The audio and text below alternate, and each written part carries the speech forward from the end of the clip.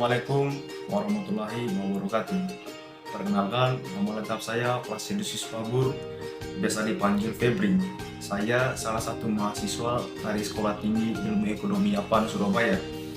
Saya dari program manajemen semester 1 kelas pagi. Di sini saya akan menjelaskan sedikit materi tentang pengertian kalimat efektif, ciri-ciri kalimat efektif, dan juga contoh kalimat efektif. Yang pertama, pengertian kalimat efektif. Kalimat efektif adalah kalimat yang menyampaikan pesan, gagasan, ide, dan pendapat penulis secara tepat sehingga bisa dipahami dengan baik oleh pembaca.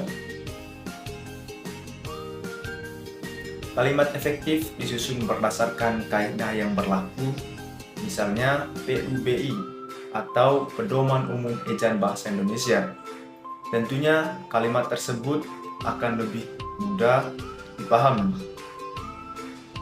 Yang kedua, ciri-ciri kalimat efektif. Yang pertama, hemat kata. Kalimat efektif harus hemat kata.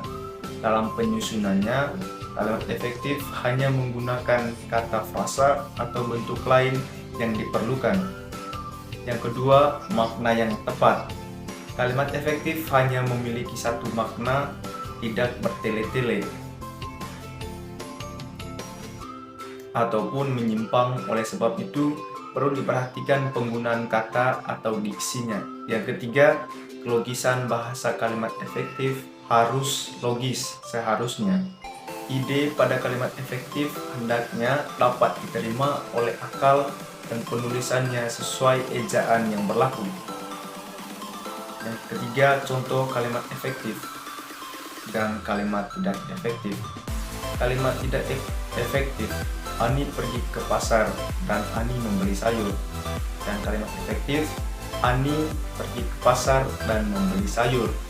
Contoh yang kedua, kalimat tidak efektif, walau masih pagi, tetapi Pak Joni sudah beraktivitas. Kalimat efektifnya, walau masih pagi, Pak Joni sudah beraktivitas. Yang berikut ada pertanyaan dari salah satu mahasiswa juga yang diimpan kepada saya. Dia bertanya bahwa apakah kalimat efektif itu harus baku?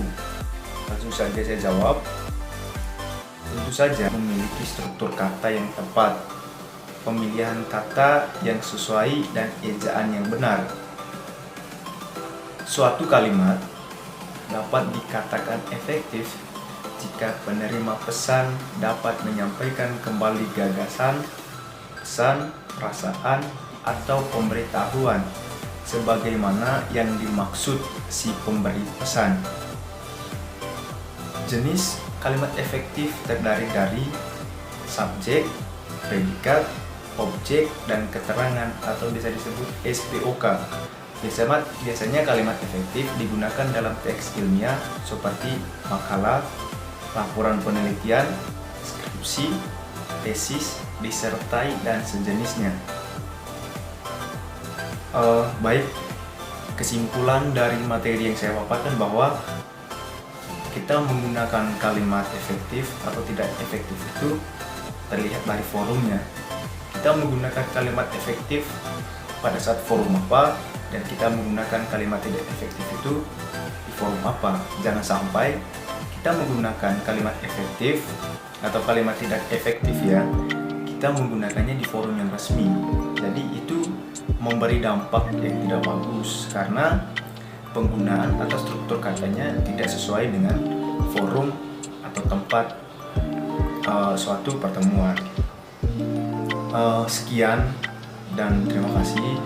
Saya Placidusius Babur, pamit undur diri. Assalamualaikum warahmatullahi wabarakatuh.